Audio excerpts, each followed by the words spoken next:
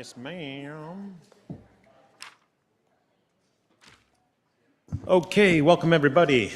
We're going to have a call to order of the regular meeting of the Palm Desert City Council, the successor agency to the Palm Desert Redevelopment Agency, the Palm Desert Housing Authority, and the Palm Desert Board of Library Trustees for Thursday, February 26, 2026. Welcome everyone.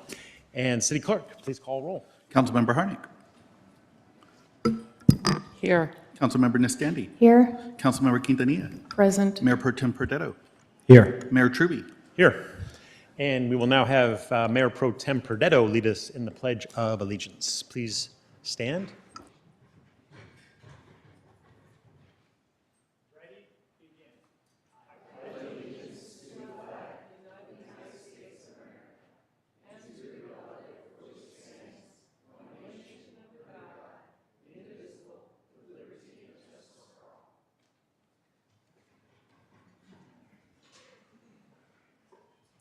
Okay, I would like to invite Councilmember Harnick for some words of inspiration. Thank you. We're gathered here today to do the business of the people. It's always important to remember this is a business meeting. It's for the people, by the people. And we're together today to do our best and most honest and fair work. Thank you. Thank you. And next, we have a report from closed session. Anything to report, City Attorney? Nothing this afternoon, Mayor. Thank you. Thank you very much. And now we'll move on to item 9A, a proclamation of the Leadership Coachella Valley's 25th anniversary. And I guess the proclamation is up there. And I got my glasses. We're good.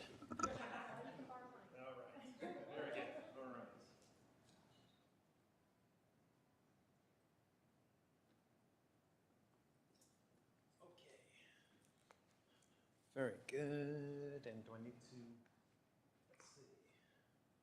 Is there a microphone? I guess I'm going to invite the folks on up here. And actually, do we want to have the rest of the council down here with me, right? This is for everyone to. Yeah, let's celebrate and enjoy this all together. What do you say? Okay. Oh, it's already on. Terrific. There we go.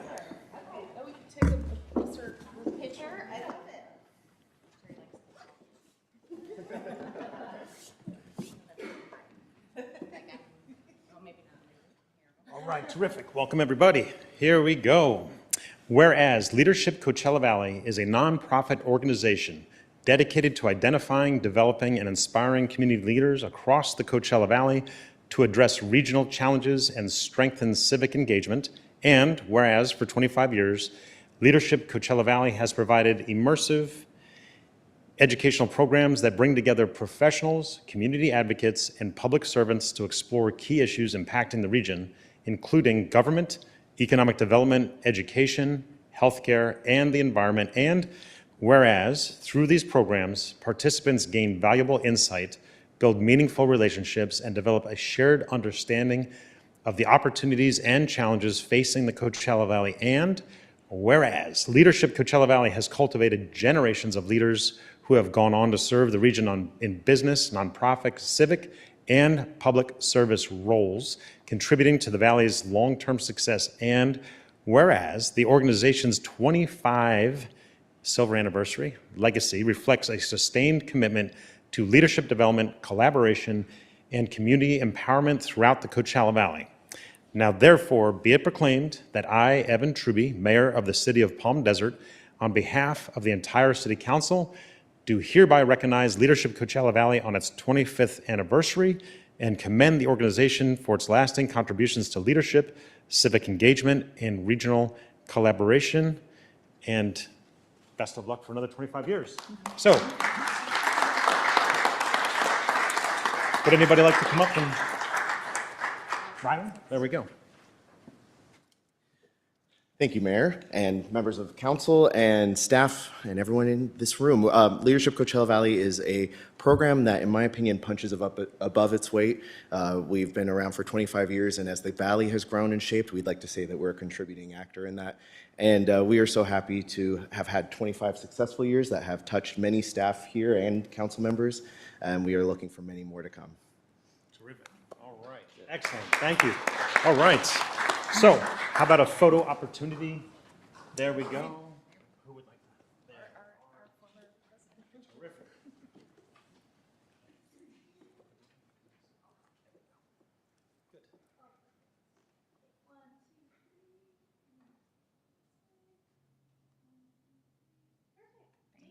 All right, great job.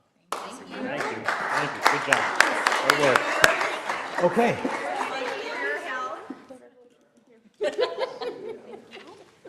And unfortunately, we understand that the next presentation for the healthcare has been postponed to the next meeting. Is that correct? The next presentation's Leadership Coachella Valley, and then the following one, yes, it'll be moved to the next meeting. Terrific. All right. Thank you very much.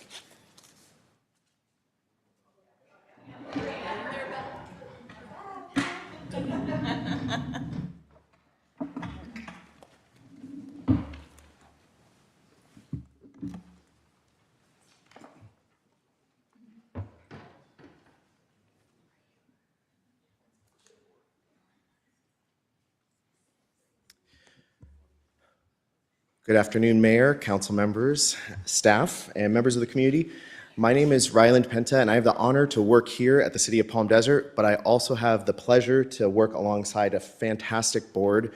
And this is just several of them. They are incredible individuals, and we are so passionate about leadership and the growth of our community. And today, I thought I would pass first to each one of them so they can briefly introduce themselves. Thank you, Rylan. My name is Jerry Neighbors. Thank you for having us up here today. I wanted to share a little bit more about Leadership Coachella Valley. Mayor Truby, you stole my thunder just a little bit, but it's okay. We loved everything about it, and thank you for honoring Leadership Coachella Valley. So 25 years, wonderful. We had a wonderful gathering last night, inviting not only our alumni from Leadership Coachella Valley, the current class, as well as future leaders. So we're encouraging people to step up and into the roles of getting to know our valley more. And we do it through all 9 cities. We appreciate your collaboration with not only us, but in the other cities as well, as we learn about our valley.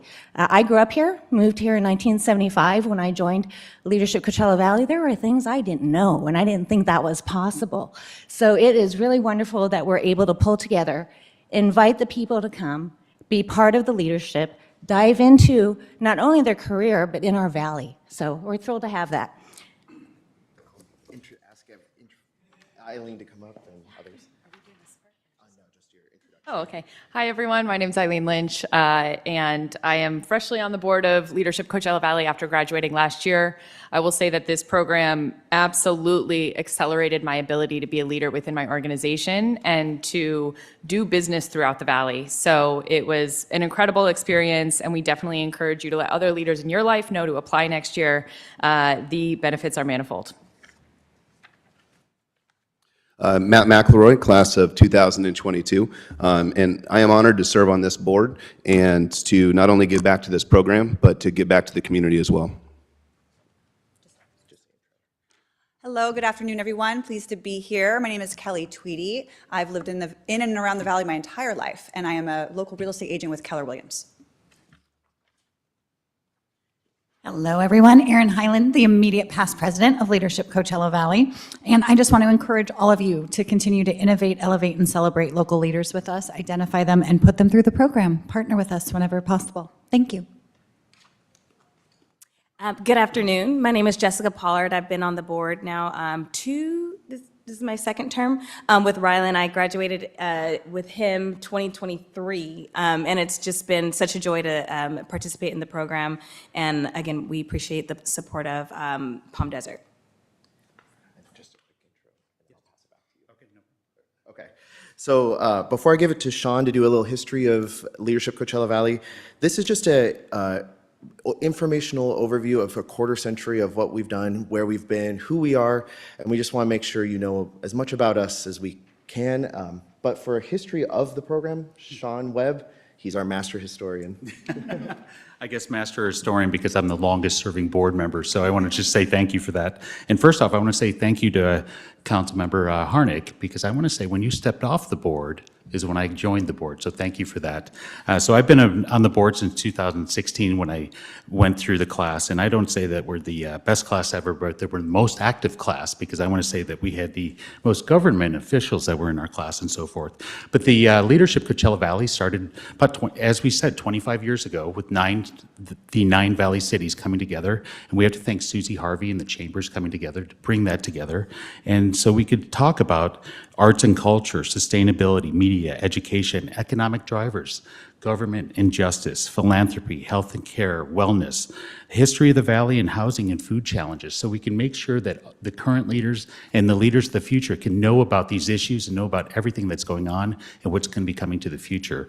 And as the program has changed over the 25 years, I love to say that the classes have changed, and I have to credit that to our board, and I have to credit that to our most recent president that made sure that we had changes in our class, had made sure that we had everything and every asset of this desert to make sure that every piece was touched and every person had the ability to be part of this class. And I'll say that this organization started out of the Palm Desert Chamber of Commerce. Yes, it started with the 9 cities, but we have to thank the Palm Desert Chamber of Commerce. So with that, thank you, Palm Desert, for starting us. And I could go on because Leadership Coachella Valley changed the trajectory of my career. I was a teacher and administrator. I got involved with this program, and then I became the director of community engagement. And I 100% credit this program to my trajectory of my career. So thank you for that. Thank you, City of Palm Desert. Ryland, I'll kick it back to you. And next, I'll invite Matt McElroy to talk about moving the valley forward. Yeah, and I just would reiterate what Mr. Webb had said, that this program really ultimately changed the trajectory of my career and my life as well. So something that we have strived to implement over the last 25 years and continue moving forward is to develop place-based leadership, build regional awareness, creating lasting networks, driving economic development by partnering with local small businesses during our sessions, as well as encouraging volunteerism through sessions such as philanthropy.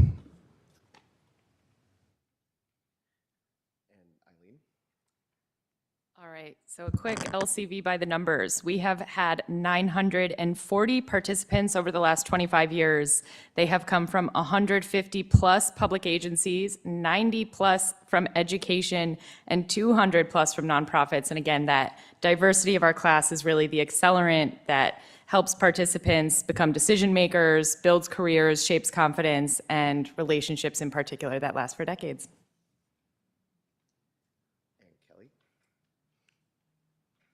Right. And yes, as I mentioned earlier, I'm a Valley resident in and out for my entire life, and I learned so much about the Valley I did not know, namely that this program existed. So why is that important? What are we doing? We produce more informed residents, stronger regional collaboration, increased civic trust and participation, and a deeper bench of community leadership. That's why LCV is so important. Well, I have to say that this is redundant for you guys because you already are great partners for us, and your Civic Academy is modeled after Leadership Coachella Valley. So we appreciate you striving for civic engagement, which is what we do. So please continue to partner with us in any capacity. And thank you again for hosting our opening session this year. Was held in Palm Desert City Hall. So continue to be great partners. And thank you, Councilmember Quintanilla, for attending last night and supporting our 25th anniversary. We continue to be good stewards of great civic standouts, rock stars, and we will continue to do so. So thank you for your support. And with that, we just want to thank you again for all of your support and collaboration with the Leadership Coachella Valley. And we want to invite all of you to join us in April. April 17th is going to be our Government Day, Government and Justice Day. And it will be taking place at the Cathedral City Hall. So please join us for that session if you are able to. And with that, again, thank you very much. And we're happy to take any questions you may have.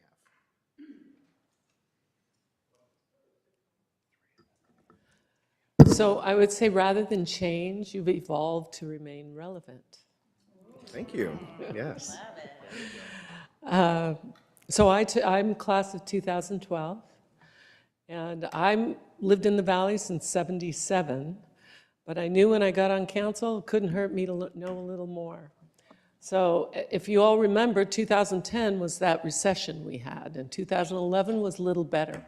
I had to make a deal with Leadership Coachella Valley to pay on a payment plan, because I am a business owner, and so that's what you do. And they were kind enough to make a payment plan for me to pay. And it was a great experience, and I got to see 20% of my children went through leadership. That means one. But it's a great experience, and everybody is elevated by it. So thank you for doing all that you do. Thank you. Thank you very much. I know I recognize every one of you, which means you're out there front and center in the public eye doing great things, and keep up the good work. The program's obviously working, so thank you so much for your leadership. If you're an LCV alum in the room, can you raise your hand? Well. Look at that. Awesome. Keep up the good work, man. Great program. Thank you. I guess that means you're left behind, Devin. Come on. No. Gina, hope you're encouraged. Want me to be an alumni too, huh? All right. I believe it. Okay, so now we're moving on to the 9C, which I understand has been delayed to our next meeting. Great. Thank you, Anthony. Next up, city manager comments. I'll invite up Lieutenant Porras for a quick update.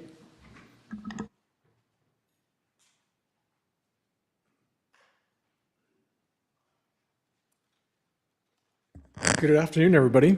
I want to introduce to you Corporal Frank Avila with our traffic team. And as I was coming up here, yeah, it's a reintroduction, but I realized as we were outside talking, Corporal Avila has recently been assigned to our business district team a few years ago, and now he's back with our traffic team. So it was really nice to see city staff and other people coming up and saying, welcome back, saying hello. So that connection is always there, and I really enjoy that. But I'm going to turn it over to Corporal Avila. He's going to give you an update on our traffic team. Hello, excited to be back on the motorcycle, and I was thankful for the opportunity. The reason why I'm here also is because we have two new bikes, two 2026 BMW motorcycles. These bikes are city funded, and we have plans to continue replacement of these motorcycles, which is important because they do get a lot of wear and tear. Our team focuses on traffic enforcement, which is important in our city, and also we do respond to priority calls for service. So a lot of times, because they are fast and they're easy to get in and out of traffic, we're the first ones on scene. The new bikes allow us to keep them on the roads and not at the shop getting new service.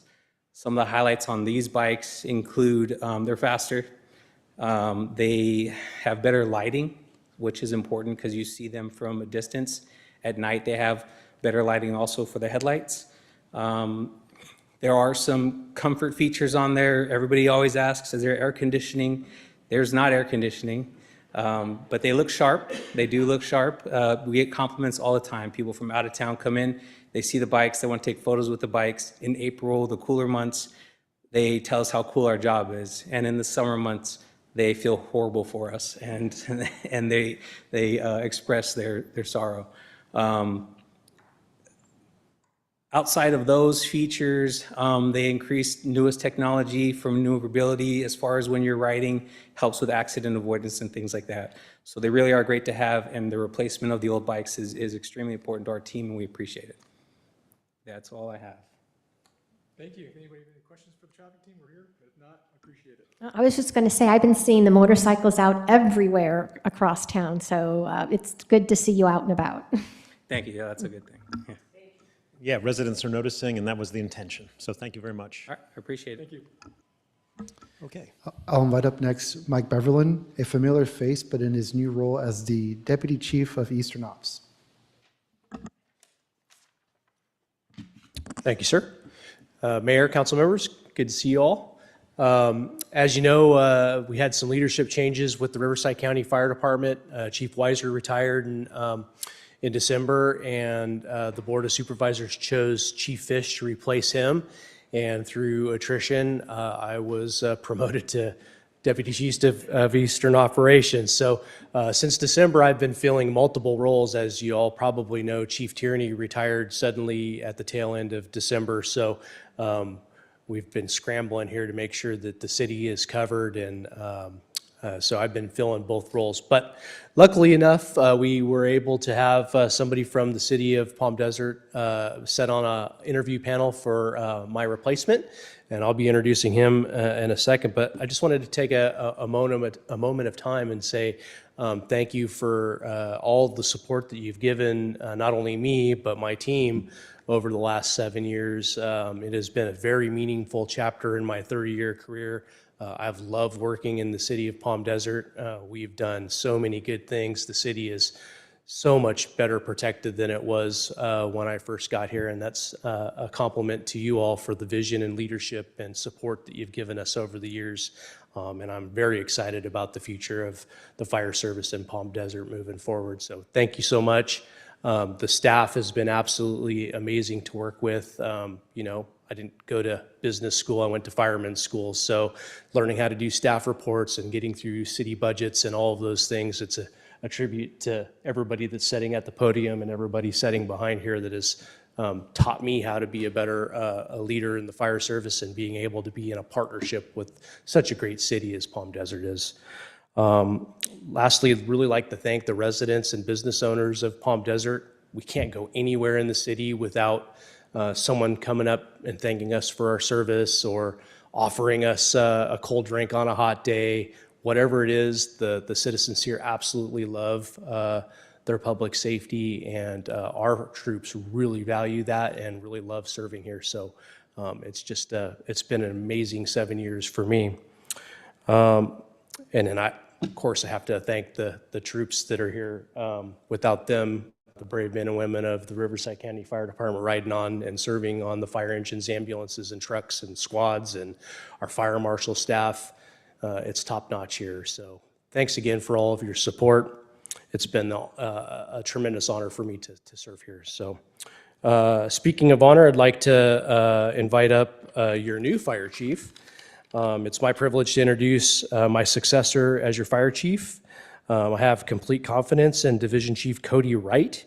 He brings a strong operational experience, sound judgment, and commitment to service that aligns perfectly with the community's expectations. I know Cody will continue to build on the progress we have made and serve you professionally with integrity.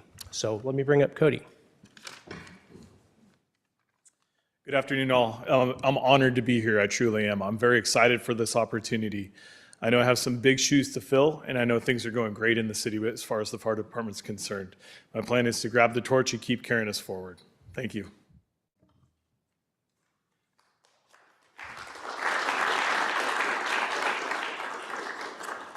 So I'll still be overseeing Palm Desert as well as many other cities in the Coachella Valley. You all have my contact information, and if Cody lets us down in any way, just let me know and we'll take care of business. Thank you all. Appreciate everything. Is there any questions for us? Appreciate it. Yeah, I'll still be around. Thank you. Appreciate it. All right. Good? Good. All right. Thank you. Okay, on to item number 11, Mayor, Council Member reports and requests for action. I think we'll start with Councilmember Quintanilla. Thank you very much, Mayor. This past week, I went to the Jocelyn Board of Directors meeting, and they've got some great things moving along. They're working on bylaws and progressing to meet the community's requests for transparency, coming up with some great ideas to not only serve seniors, but also incorporate what the community needs with animal services. So that great overlap on that. And some of that stuff I can skip, but one request that I do have, I don't know if the emails came through for everyone, but we received, I guess, the annual cannabis policy scorecard, and I'm not quite sure who the agency is that holds or does that. Their methodology seemed pretty basic, but we were given a score of 35 out of 100 points. And it's based on that we have a policy, beyond the state law, no policy, or weaker than state law. So there's a few things in there that I think that we can improve. So I'm wondering if there are any interest in seeing what we can do, even if it's 2-3 points here.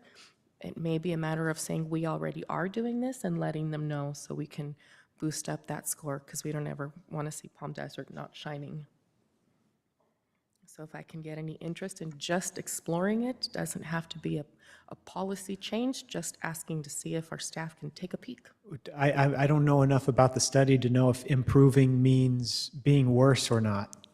Well, some of the things on here are, for example, displaying a prominent health warning on ads. So I wonder if, for example, if we can be sure that our dispensaries have one of that on their windows, that would bring up 4 points. Another one is prohibiting discounts. Some of our dispensaries mail coupons directly to people's mailboxes, punch cards, all different kinds of things. It is a competitive time. We do see changes in the industry, but again, little things that we can do that will have the overall benefit of making things accessible in a way that isn't in the hands of kids. So I think that that's one of them. Some of that is entirely too far in regulations, but there are little ones where we can pick up 1 point there, 3-4 points. There's, like I said, we're already doing a lot of them, but just to be sure that we're getting our due points to show that we're safe. I'd like to know who the entity is that's grading, because it may not be relevant to us. That's I exactly think- what I was saying. If we Yeah. can look at who it is and if we can do anything to improve it, because it doesn't really give too much. So just the ask is to take a look. So direction to staff to look into who Just it to is? Take a peek. So some of those points you mentioned, to me, we don't need them, but I would like to know what this, I want to know what this is all about. That's all. We can give direction to staff to pursue whether it's worth pursuing. There you go. Does that make sense? Yes. Okay. Thank you. Next up, I guess, Councilmember Nastandi. Okay. We'll move over to Councilmember Hornick. Thank you. I don't really have a lot today. We're working on our budget at the Riverside County Transportation Commission, and that does always impact us with the amount of funds that we have for infrastructure in the Coachella Valley.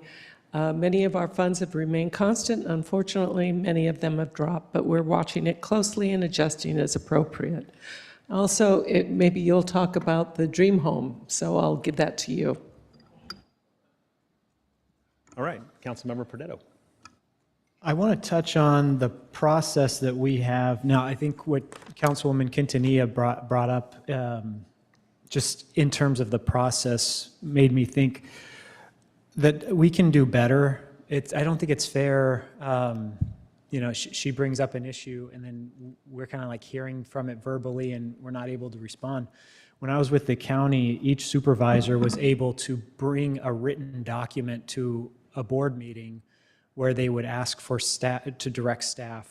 No action, just direct staff. But the benefit was that the supervisor would have to walk through their logic and provide some background so that when we come in, we could have some of this background that she shared with us, having read it, processed it, and then be able to direct staff.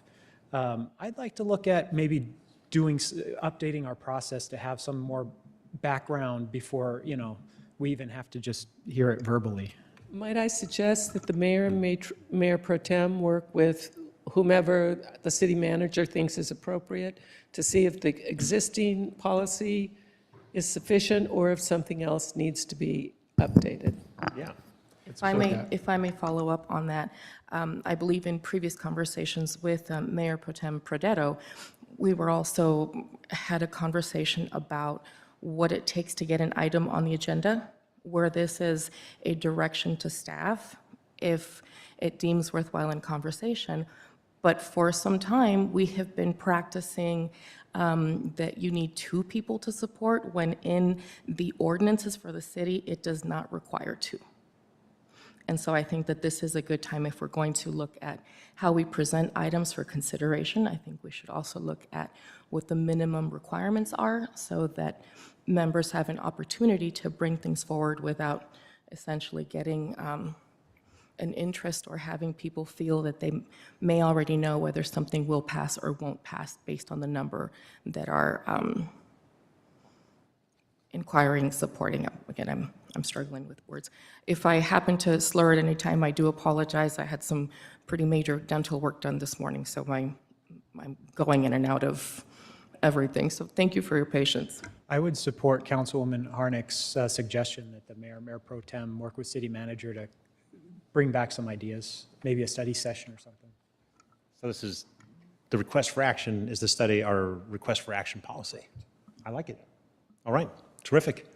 I go with that. Okay, as Councilmember Harnick mentioned, there is St. Jude Dream Home. I don't know how many years they've been doing it, but it's a wonderful program, happens in the Coachella Valley every year. Home builder donates the labor to build a home. Raffle tickets are sold at $100 a piece. And this year it is being done in Silver Spur Ranch in Palm Desert. And the feedback we're getting from the Dream Home organization, St. Jude's, it benefits St. Jude's Children's Hospital, is that Palm Desert is always the most desirable place to build, which is just, again, another thing I brag about because the tickets sell out more quickly and they always are guaranteed to sell out. And I think for 2027, they've picked Palm Desert again. So wonderful program, love that it's here in our city. And the only other thing I want to mention is I think it was February 15th, we had the Palm Desert Half Marathon. Is that right, Amy? It was a Sunday? Okay.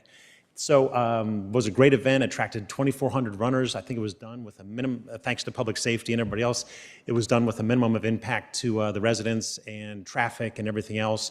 2,400 runners was an all-time high for them, and it was just a great event, and they're looking forward to bringing it. It was a half marathon and a 5K. Looking forward to bringing it back next year, and just a great day, and again, another feather in our cap for the city of Palm Desert. So there we go. And now we will go on to item number 12, time for non-agenda public comments. So this time has been set aside for the public to address the city council on issues that are not on the agenda for up to 3 minutes. Because the Brown Act does not allow the city council to act on items not listed on the agenda, council members may briefly respond or refer the matter to staff for report and recommendation at a future meeting. I don't see any blue cards for non-agenda. Do we have any online? We do have an online comment, and for those on Zoom, if you want to participate in public comment, please click the raise hand button on your phone or computer or smartphone, and if you're joining in by calling on your phone, please dial *9 to raise your hand, and when called upon, press *6 to unmute yourself, and the speaker is Heather S. Before Heather, if you're speaking regarding Kratom, that is a public hearing item, and that will be taken at 15A. At 15A. Okay, that's what I'm speaking about. All right, thank you. No other online comments, correct? Terrific. Okay. Next, we go to item 13, the consent calendar. All matters listed on the consent calendar are considered routine and may be approved by one motion. The public may comment on any item on the consent calendar for up to 3 minutes.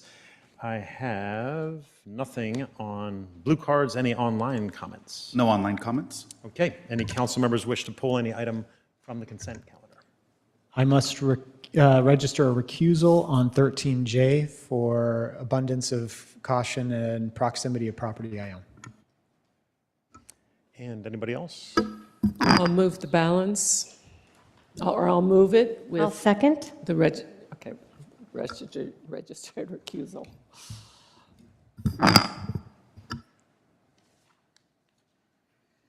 Motion passes 5-0. Okay. Terrific.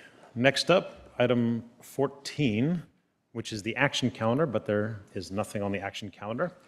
So we move on to item 15, public hearings. The public may comment on individual public hearing items within the 3-minute time limit.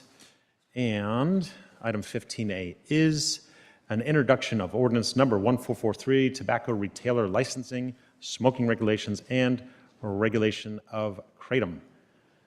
And we have a staff report.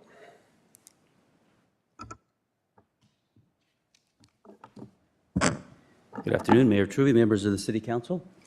This ordinance introduction is to amend chapters 834 and chapters 836 of the Palm Desert Municipal Code. In 2009, the City Council adopted Ordinance 1200, which was strictly just for smoking regulations, but since then, the current ordinance has become outdated, it lacks clarity, and there's emerging products such as electronic smoking devices, vaping products that have come into the market since that are not regulated in our code. Licensing regulations have become outdated, they don't align with industry standards, and there's been concerns about synthetic kratom products that have become over-the-counter that, as we heard at the study session, can create some impairments to people, where law enforcement provided some testimony on that.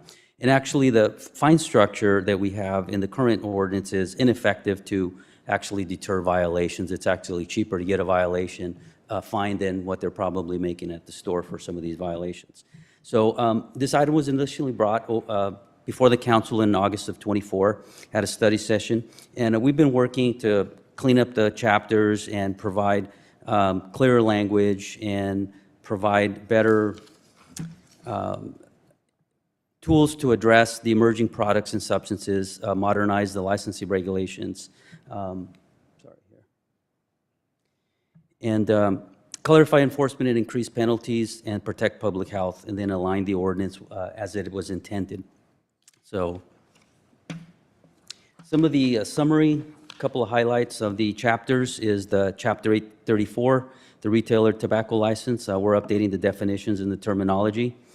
It will prohibit the sale of tobacco-flavored products.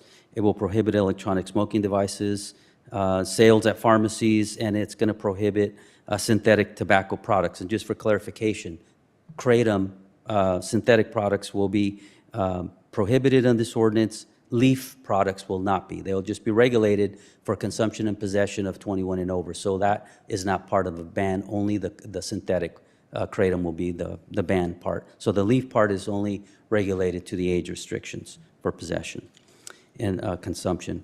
Chapter 836, the regulations for smoking, and it will include a better definition in workplaces and public places. The distance requirements, updated the electronic devices for what is considered smoking and vaping versus just only tobacco products. And the whole reason why this came before council was that there was an enforcement issue with a private country club that was not defined as a public space. So that has now been defined, and for the purposes of the intent of the ordinance to protect public health, we've amended that definition to include a private country club as a public space, but with retaining the private places in the country club to golf courses and private residents. So for example, the intent of the ordinance was to protect public health. So the issue we had was people coming out of the clubhouse restaurant not being able to walk out and get hit by a cloud of smoke. When we try to enforce that, we found some enforcement issues with clarification in the definition. So we've cleaned that up now so that private clubs are now considered public places only in those areas to protect public health, which I believe that was the original intent of the ordinance when it was written. And the proposed amendments will, the proposed amendments at the direction of the council from the August 24th and February 25th study sessions will clarify regulations for retailers. It'll be consistent, clear enforcement tools for us in code enforcement and law enforcement. It'll align our standards for kratom and tobacco laws.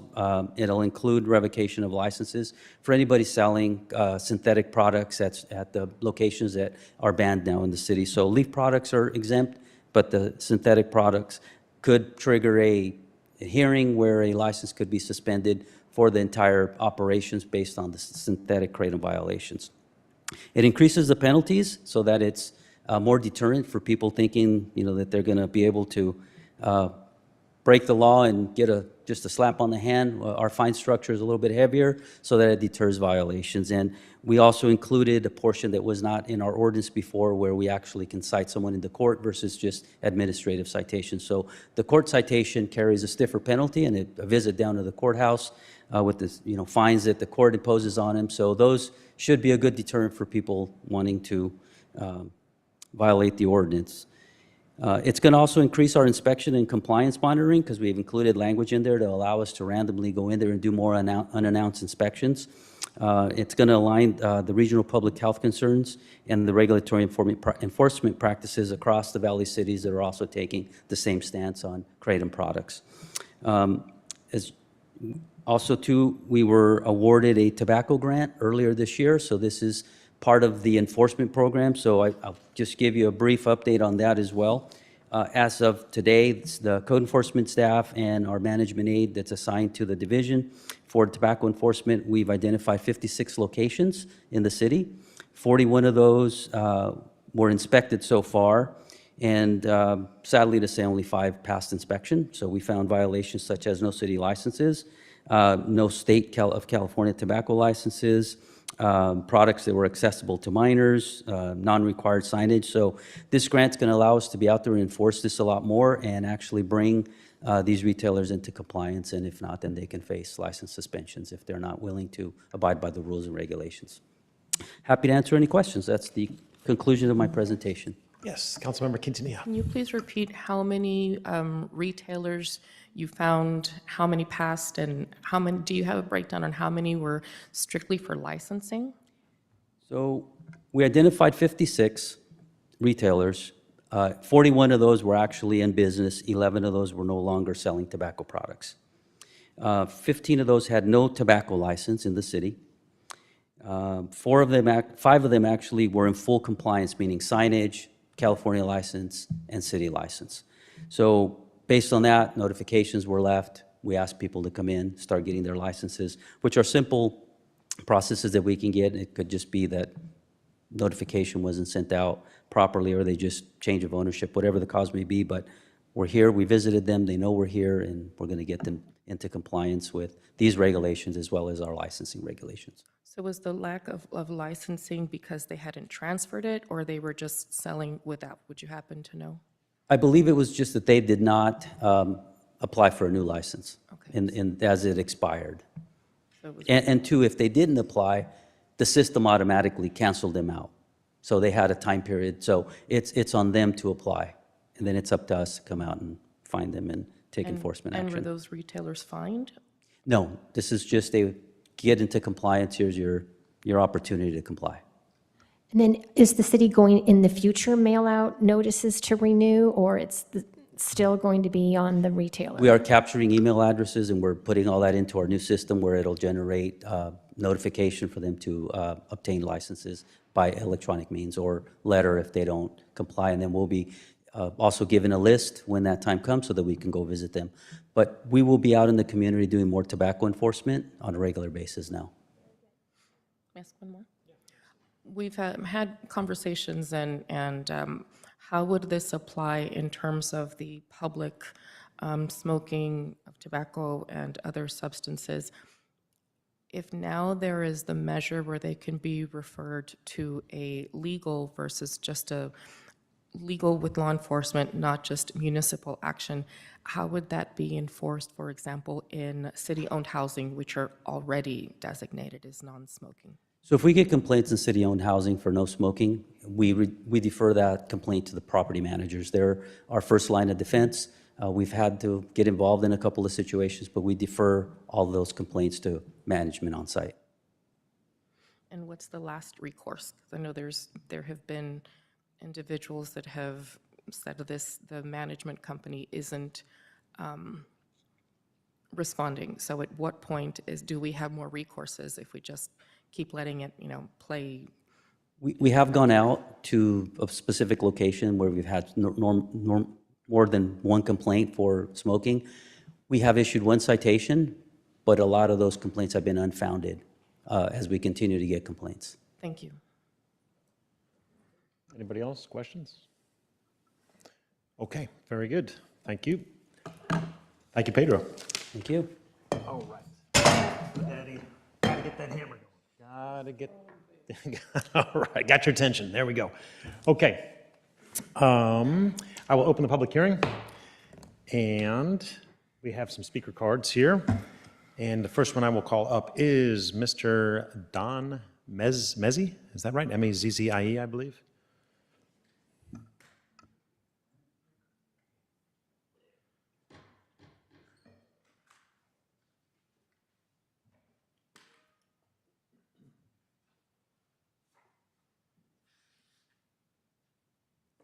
I wasn't quite sure exactly what the meeting was exactly all about, but I was here to witness the use of kratom. And what I use is the powder form. And I sincerely believe in its usage for pain. That's what I use it for. And I wouldn't be standing here today without it. So I was going to have my testimony that it's a vital product used properly for people that need it for health reasons. And you're smart to make it illegal for the concentrates because there's no reason for the concentrates. I'm in as much pain as a man can function in at all with the use of kratom. Without it, I'm bedridden. And it allows me to be here today. So I see no point in the concentrates for any reason other than someone's misusing the product of kratom. So I appreciate that you're still able to purchase and sell the product in leaf form. And also appreciate people that are abusing it that can't get access to the concentrates. I want to thank you. Thank you, Mr. Mezzi. Next up, we have Jordan Thomas.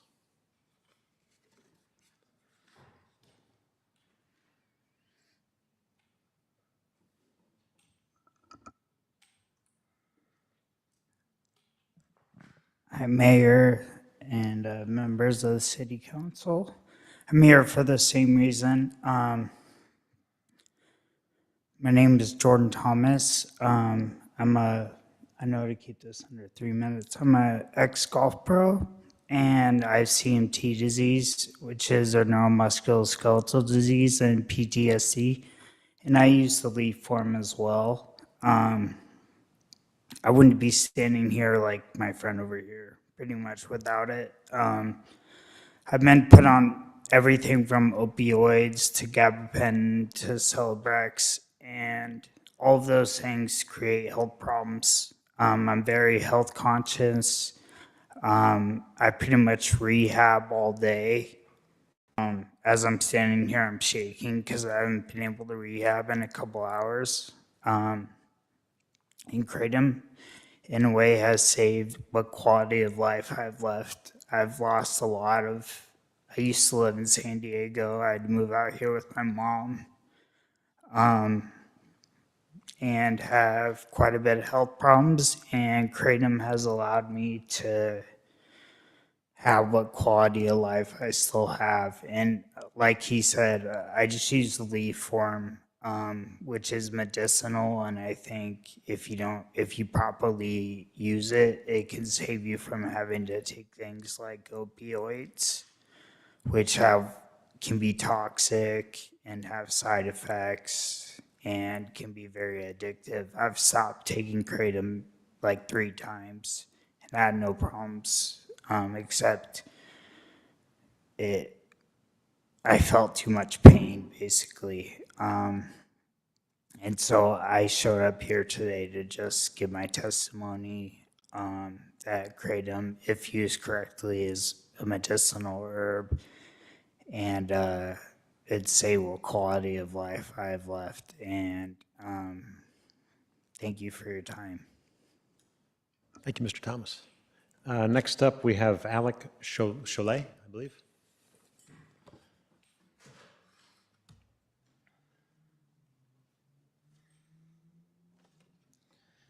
Hello, my name is Alec Cholet, and I'm a licensed professional in physical activity and sports. I am also an athlete who prioritizes discipline, recovery, and long-term health. I'm here today to respectfully oppose a ban on natural kratom leaf in Palm Desert.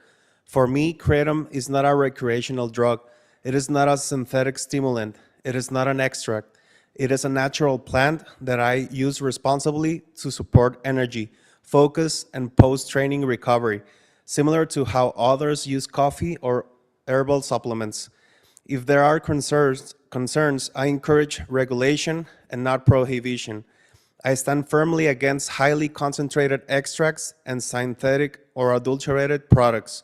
Those are not traditional kratom. Those are manufactured enhancements that distort the plant and increase risk. But banning the raw leaf punishes responsible adults while pushing people toward unregulated markets. We have seen this pattern before with other substances. As an athlete, I care about performance, health, and integrity. I support age restrictions, proper labeling, lab testing for purity, and clear regulation of extracts. But please protect access to the natural plant. We should regulate wisely and not react emotionally. Thank you for your time and consideration. Thank you. And next up, we have a Matthew McColland.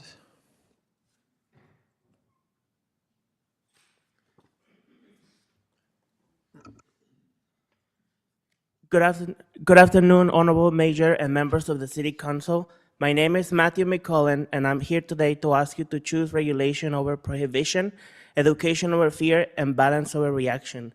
I have been studying Kratom for the past 10 years. I have a master's in media psychology, and an estimated of 5 to 15 million Americans currently use Kratom. That is not a fringe population, that is millions of veterans, mothers, construction workers, small business owners, and seniors. These are not criminals, these are ordinary people seeking relief. And we must begin with clarity. There is a critical distinction between raw, natural leaf, traditionally brewed as tea, and synthetic or adulterated products.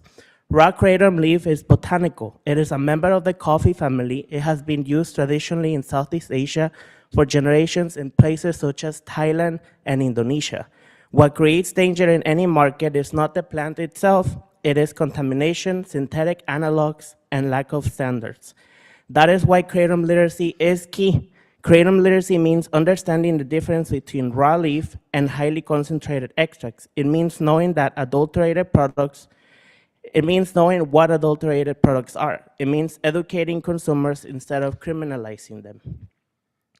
It means labeling, age restriction, and accountability. I support restricting Kratom sales to adults 21 and over. That is responsible to protect the youth. But banning Kratom entirely will not eliminate use. It will eliminate safety.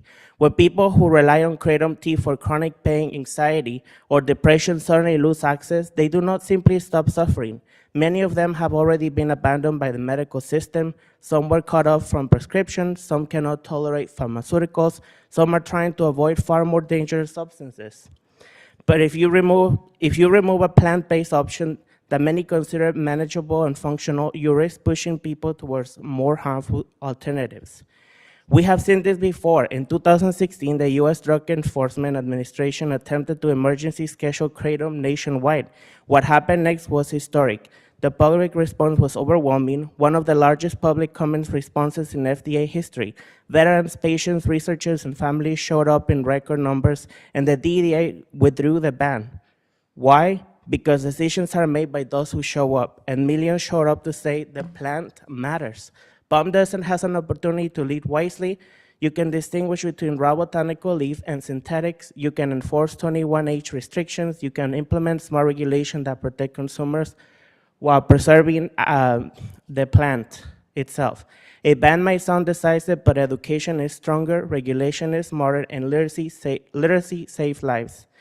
Please choose regulation, choose literacy, and choose balance. Thank you for your time and your leadership. Thank you. And next we have Gigi Krupp. All right, thank you.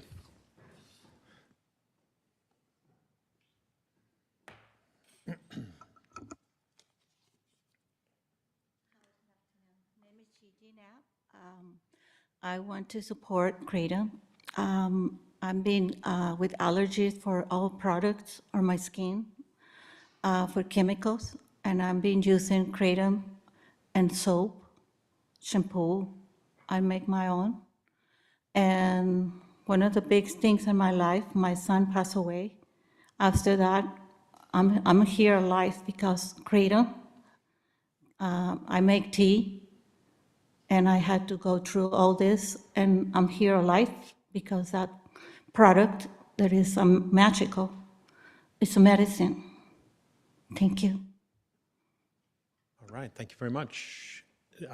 Any online comments?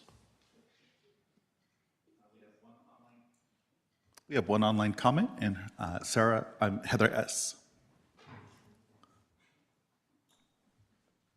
So my understanding from what was said is that the natural leaf isn't going to be banned. but I just want to make sure if it comes up for future reference to express my thoughts. My name is, thank you for having me. My name is Heather, and I've chosen to speak here once again because I'm scared for me. Kratom's been one of the only things that gives me any quality of life. It eases my pain. It helps me stay stable enough to do basic things, preparing food, caring for myself, and without it, my world becomes much smaller.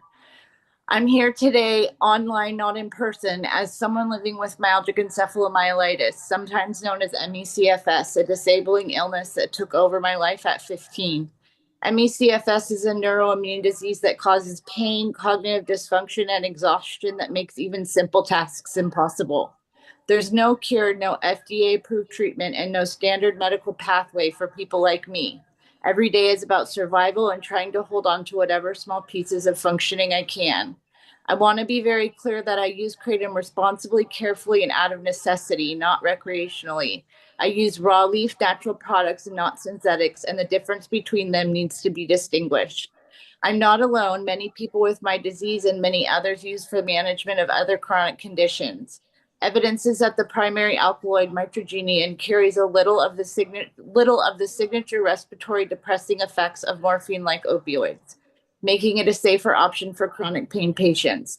This lends itself to why the CDC has no verified raw leaf only Kratom deaths on record, and the FDA has never documented a single death caused solely by natural Kratom leaf. The World Health Organization conducted a scientific review of Kratom and chose not to recommend a global ban. Their expert committee on drug dependence concluded there was inadequate evidence to justify stricter international control. And another report noted that the WHO voted 11-1 against recommending international scheduling after reviewing the data. That matters because it shows that global health authorities, after examining the evidence, did not find Kratom to be the kind of public danger that warrants prohibition.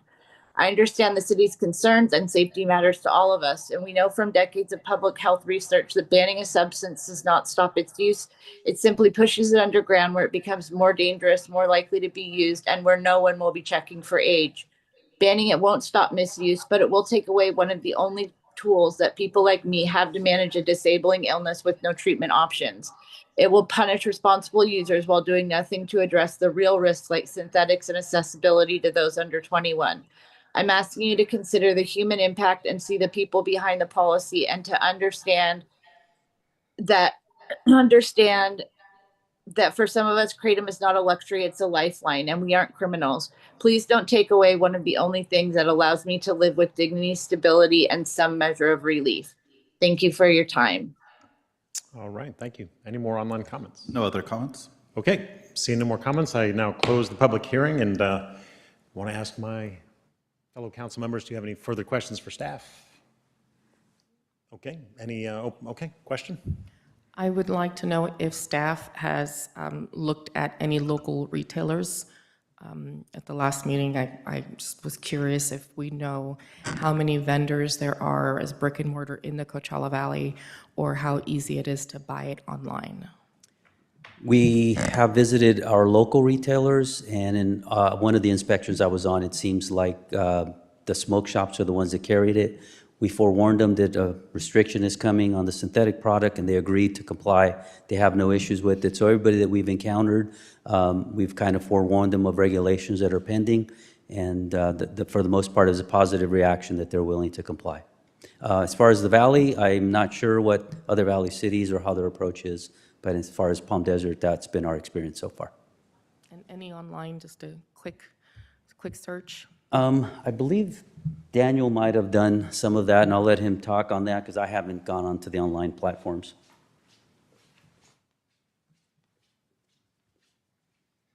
Dan Hurtado, Public Safety Coordinator. Yeah, it's fairly simple to get online. Some of the websites, as soon as you go on there, it does give you an age restriction where you do have to click yes to be over the 21, at least the ones that I have seen. And a lot of those do mirror just common energy drinks the way that I've seen, but it is fairly easy and simple to get online. Thank you very much. Those are my questions. I do have comments, but if anyone else has questions. Any other questions? Okay, we'll open up for discussion. Would you like to lead off? Councilmember Quintanilla? If anyone else has a comment. Yeah, actually, it's spread the wealth. Councilmember Harnick?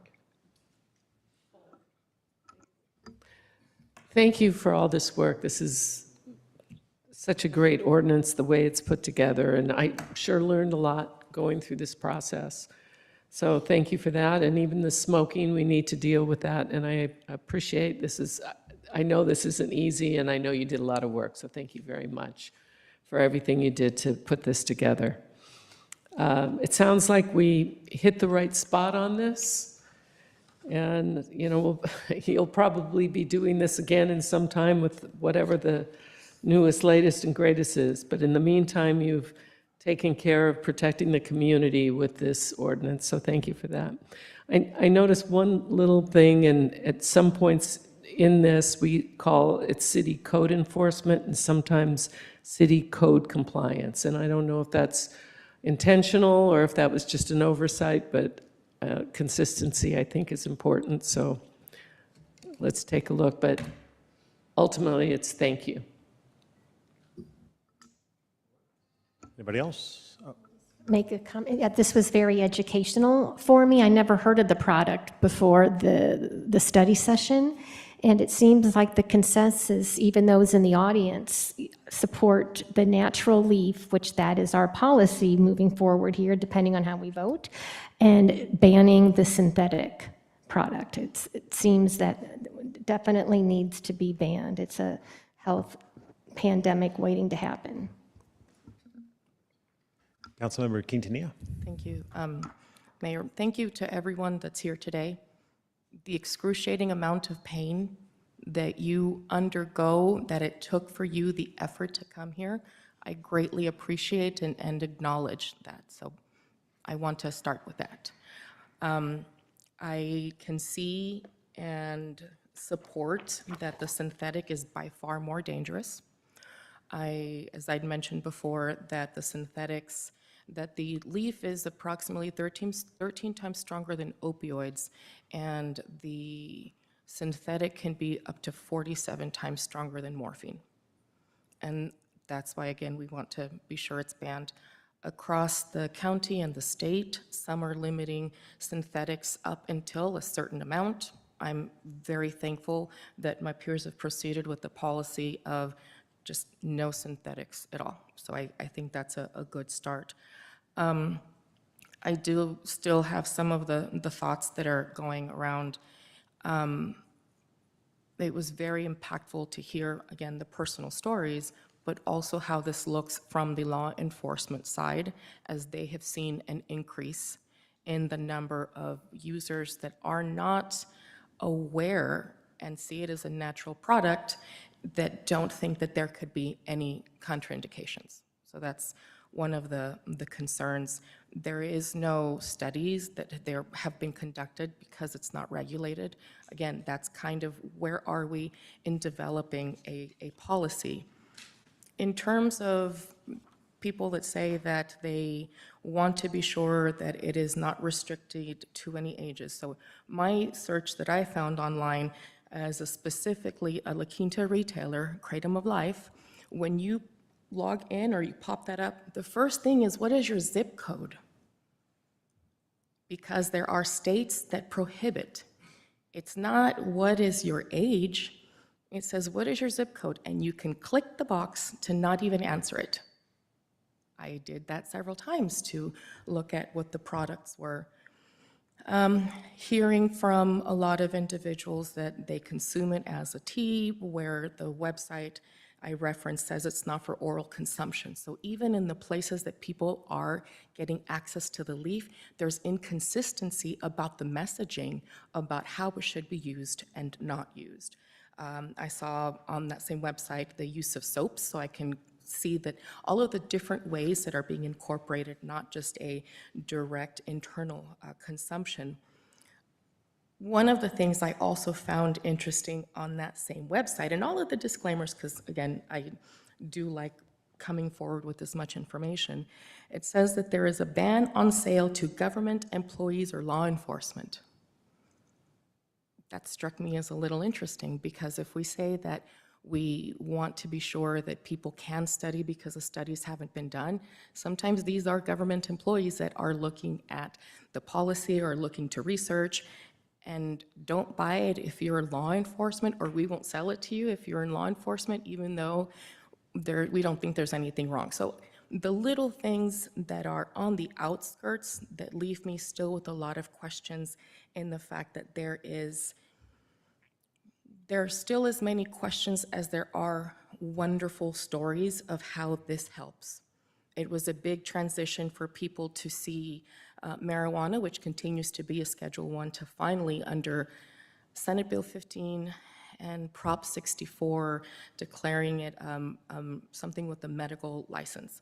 We're very far from that conversation, as Kratom is only coming to the forefront.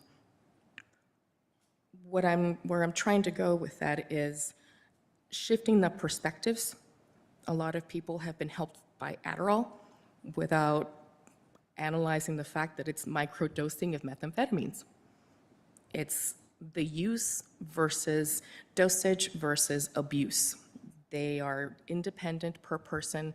I'm still concerned that there is nothing anywhere that would suggest what any dose could be. So those are, some of my concerns. Natural leaf, the coca leaf has been used for eons by native communities in the Andes. Tourists consume it when they're on their way up to Machu Picchu to fight the altitude sickness, but it's not sold here. Not every practice is the same. Not every component is the same.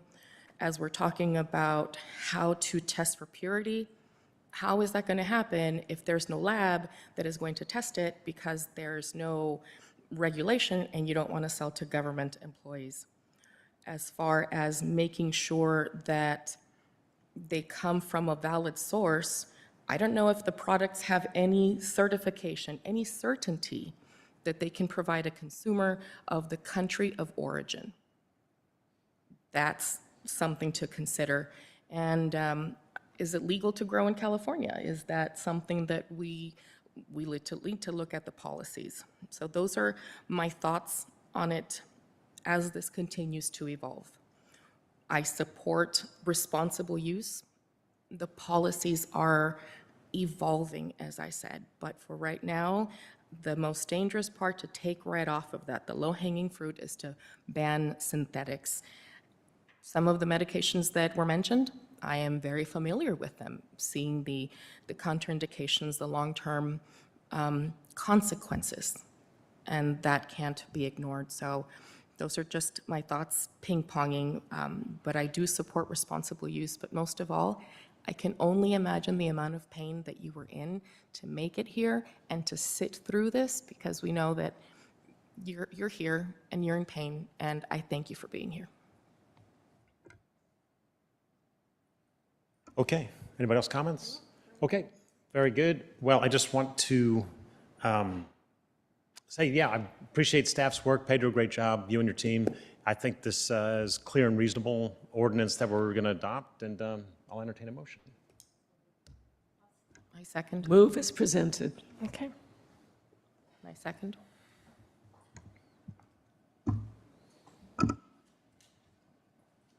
Motion passes 5-0. And to note, that will also include making the term code compliance consistent throughout. Thank you. All right, well, seeing no other business, no other housekeeping notes, I now... If I may add one last note. Absolutely. We are at the conclusion of Black History Month, and I wanted to just remind everyone that when everyone fights for civil rights, everybody benefits. And there's been so many wonderful things that we highlight from African American individuals and those that are in the community at all sorts of levels of activism, medicine, and across the board. So just, if we can take the time to learn more about each other, we'll all get along much better. Thank you. Terrific. All right, thank you very much. We are adjourned officially. Thank you.